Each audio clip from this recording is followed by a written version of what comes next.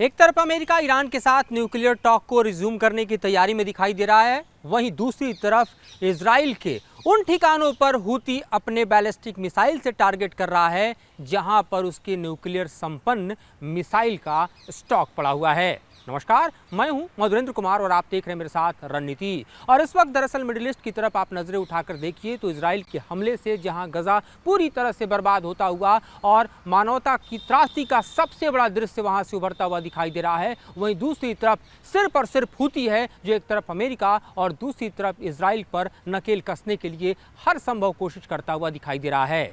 उसकी कोशिशों का परिणाम यह है कि रेड सी में एक तरफ अमेरिका घिरा हुआ दिखाई दे रहा है तो दूसरी तरफ इजराइल में लगातार एयर रेड सायरन हो रहे हैं और हूती की मिसाइल इजराइल के हर उस एयरबेस को टारगेट करते हुए दिखाई दे रहे हैं जहां पर इजराइल की सबसे बड़ी ताकत का भंडार माना जाता है, जैसे कि एस्ताद, जहां पर जरीको मिसाइल का भंडार इजराइल ने रखा है और ये न्यूक्लियर संपन्न मिसाइल है। लेकिन इस टारगेट को हिट करने की भी कोशिश हमने देखा कि हूती ने की, इस टारगेट को भी हिट कर बर्बाद करने की कोशिश जो है अपनी बैलिस्टिक मिसाइल के जरिए हूती के लड़ाकों ने की। ये और बात है कि इजराइल का दावा है कि टाइमली इसको इंटरसेप्ट किया गया और ये मिसाइल अपने टारगेट को हिट नहीं कर पाया, लेकिन हूती के शब्दों में कहें तो उनका ये अभियान सफल रहा। दूसरी तरफ हूती की एक और बड़ी सफलता अमेरिका के खिलाफ दिखाई दे रही है।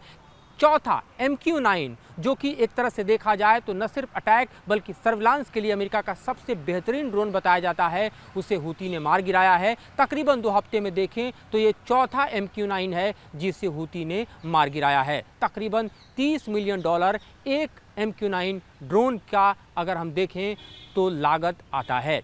ऐसे में अमेरिका के लिए किसी बड़े झटके से कम नहीं है। लेकिन इस बीच अमेरिका ने भी बड़ा हमला किया। सना स्थित आप देखिए तो टारगेट्स को उसने हिट करने की कोशिश की। ये और बात है कि यहाँ हूती टारगेट के जरिए तो नहीं आए बल्कि आम लोग मारे गए। तकरीबन आधा दर्जन से ज़्यादा आम लोग सना की तरफ जो है वो मारे गए हैं और दर्जन भर से ज़्यादा अमेरिका के इस हमले में घायल बताए जा रहे हैं। हालांकि इसकी जिम्मेदारी अमेरिका ने नहीं ली है, लेकिन ये सबको पता है कि लगातार यमन को टारगेट कौन कर रहा है।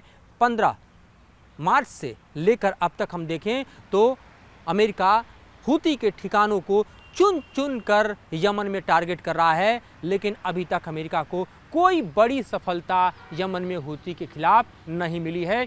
उल्टे अपनी ताकत को बढ़ाने के लिए और हूती से टकराने के लिए हम देखें तो अमेरिका अपने एयरक्राफ्ट कैरियर को डबल करता हुआ रेड सी में दिखाई दे रहा है। पहले से यहाँ SS ट्रूमैन है और अब कार्ल विल्सन को जिस तरह से प्लेस करने की कोशिश की जा रही है वे बतलाने के लिए काफ़ी है कि अमेरिका करंट फ्लीट के जरिए और अपने डिप्लॉयमेंट के जरिए हूती लड़ाकों को नहीं संभाल पा रहा है, जिसे ईरान से डायरेक्ट बैकअप है और तकरीबन इजराइल से 1300 किलोमीटर दूरी पर बैठे हूती लड़ाके जो हैं वो इजराइल के लिए एक तरह से हम देखें तो लगातार खतरे की घंटी बजा रहे हैं। पिछले 24 घंटे में देखिए तो उन्होंने 2 बड़े टारगेट को हिट करने की कोशिश की, एक एस्ताद की तरफ और दूसरी बेन गुरियन एयरपोर्ट की तरफ जो कि तेल अवीव में स्थित है। दोनों तरफ हेवी एयर रेड की कोशिशें जो हैं वो भले ही इजराइल की तरफ से कहा जा रहा है कि नाकाम हो गई, लेकिन अगर आप इस पूरे ही हमले को देखें तो एस्ताद की तरफ जाता हुआ आपको मिसाइल हूती का दिखाई दे रहा है जिसे इजराइल अपनी एयर डिफेंस के जरिए इंटरसेप्ट करता है।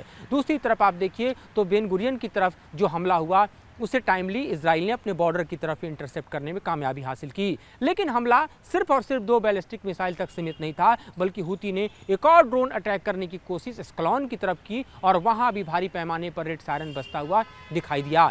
इस तरह आप देखें तो हूती अपने 1300 किलोमीटर दूर इजराइल स्थित टारगेट को लगातार हम देखें कि जब से इजराइल और हमास के बीच का सीज फायर डिरेल हुआ है उसने अपने टारगेट्स को रिज्यूम किया है, अपने हमले को पुनः जीवित किया है। चाहे इजराइल के खिलाफ देखें या अमेरिका के खिलाफ रेड सी में देखें, पूरा का पूरा रेड सी फिर से एक बार आप देखें तो ट्रेड रूट के तौर पर डिस्टर्ब आपको दिखाई देगा, जहां से अमेरिकी, यूरोपीय या फिर इजराइल जहाज या फिर फ्रिगेट या किसी वेसल का गुजरना मुश्किल ही नहीं नामुमकिन है, क्योंकि उसको भी अपने ड्रोन हमले के जरिए और अपने खास तौर पे क्रूज मिसाइल के जरिए हूती लगातार टारगेट कर रहा है। इस बीच कोशिश सऊदी ने की थी कि वो अमेरिका को मदद करे, लेकिन एक ऐसी धमकी जो है हूती ने सऊदी के लिए पास की कि सऊदी भी थर्रा गया, क्योंकि हूती ने कहा और ख़ास तौर पे आप देखिए तो ये बयान हूती से कम और यमन के जो सेना का हैंडल है उससे ज़्यादा बड़ा दिखाई दिया कि वो अरब को दहलाने में भी कोई कसर नहीं छोड़ेगा और उसके आरामको जैसे जो बड़े आप देखिए वायल डिपो हैं, वायल एक्सप्लोरेशन साइट्स हैं,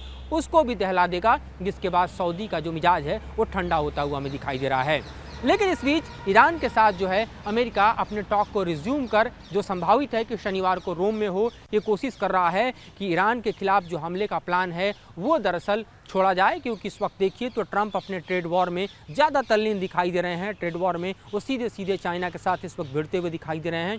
ऐसे में ईरान के खिलाफ वॉर को शुरू कर पाना अभी अमेरिका के वश की भी बात दिखाई नहीं दे रही। ये और बात है कि अमेरिका भले ही तमाम ताकतें ईरान के खिलाफ लगा चुका है, पर ईरान झुका नहीं। ईरान ने अपने न्यूक्लियर प्रोग्राम्स बंद नहीं किए। ईरान ने उल्टे कहा कि अमेरिका अगर ईरान पर हमला करता है तो इसके गंभीर परिणाम अमेरिका को भुगतने होंगे। साथ ही ईरान के सुप्रीम लीडर अयतुल्लाह खमेनी ने कहा कि ईरान अपने किसी प्रोग्राम को बंद नहीं करने वाला है। अमेरिका अगर टॉक करता है तो कंस्ट्रक्टिव टॉक होना चाहिए और इस टॉक के साथ साथ जो ईरान पर लगे प्रतिबंध है वो भी हटाने होंगे, वरना इस बातचीत के कोई मायने नहीं। इस बीच आप देखिए तो रोम में होने वाली बातचीत तय करेगी कि अमेरिका और ईरान के बीच की जो तकरार है वो ठंडी होगी या फिर नए जंग का सूत्रपात मिडिल ईस्ट में करती हुई दिखाई देगी। क्योंकि जंग का अगर समूचा दायरा आप देखिए तो न सिर्फ इजराइल और आपको गजा के बीच दिखाई देता है, बल्कि दूसरी तरफ आप देखिए तो यमन से हूती इजराइल को टारगेट कर रहे हैं और सीधे तौर पर रेड सी को भी डिस्टर्ब करके बैठे हुए हैं। तीसरी तरफ देखिए तो ईरान जो है वो हूती के साथ लगातार, जो कि उसका सबसे बड़ा प्रॉक्सी आज की तारीख में है, हमास और हिजबुल्लाह के बाद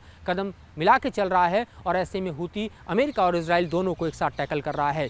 इस बीच इजराइल के लिए एक और टकराव और संकट कहीं ना कहीं आप देखिए तो सीधे सीधे पड़ोस के मुल्क में दिखाई दे रहा है, यानी आप देखिए तो टर्की के साथ दिखाई दे रहा है। और ख़ास तौर पे आप देखिए तो उन इलाकों में दिखाई दे रहा है जहां पर इस वक्त सीरिया जो है वो अलग जलता हुआ हम देख सकते हैं। और सीरिया में ये वॉर एक तरह से हम देखें तो इजराइल और टर्की के बीच भी संभावित है, क्योंकि दोनों कैप्चर की लड़ाई लड़ रहे हैं। दोनों परसेप्शन से आगे बढ़ते हुए अपने बफर को बढ़ाने के लिए जो है हम देखें तो आमादा दिखाई दे रहे हैं। असद की सरकार गिरने के बाद आज की तारीख में देखिए तो सीरिया भी दरअसल न सिर्फ इजराइल के लिए बल्कि तुर्की के लिए भी कब्जे की ज़मीन बनी हुई है। समूचा मिडिल ईस्ट इससे प्रभावित है। और इस प्रभाव क्षेत्र में हम देखें तो ट्रंप के आने के बाद सबसे ज़ोरदार हमला कहीं बोला गया तो यमन पर बोला गया। और यमन पर इस हमले को अंजाम तक पहुंचाने की जो अब तक कोशिशें हैं अमेरिका की, वो नाकाम दिखाई दे रही हैं। क्योंकि अमेरिका के लिए सबसे बड़ी प्रायोरिटी देखें तो एक तरफ इजराइल को असिस्ट करना है, तो दूसरी तरफ दरअसल रेड सी के ट्रेड रूट को जीवंत करना है।